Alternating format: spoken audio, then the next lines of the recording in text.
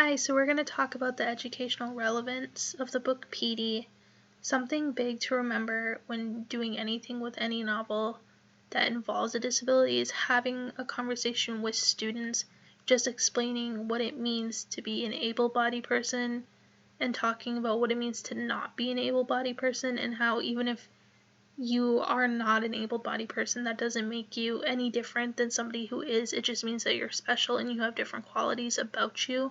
And also having conversations about the specific disabilities that are being referenced. So in this book, cerebral palsy is the big one, along with there's a lot of mental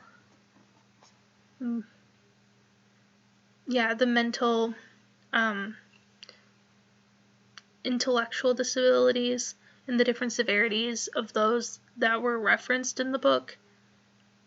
Something you can do with your students outside of having that classroom conversation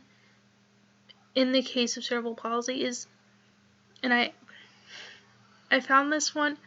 on Ben Mikaelsen's, the author's website. He actually had a bunch of different classroom resources that you can use to go along with his books, which I actually found really useful when trying to think of ways to connect it, is doing a demonstration with a wheelchair and having students try to go through and open doors or go up a ramp, or have some friends go up the stairs and that student has to take an elevator, and just the accessibility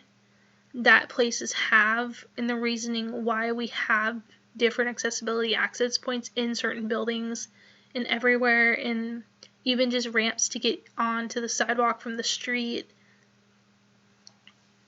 And having them each take a turn doing that and experiencing what goes into just living as a person who needs the handicap accessibility points, and having them do a write-up if they're old enough to do so, explaining how they felt and or if that changed their viewpoint on people who have disabilities and other things.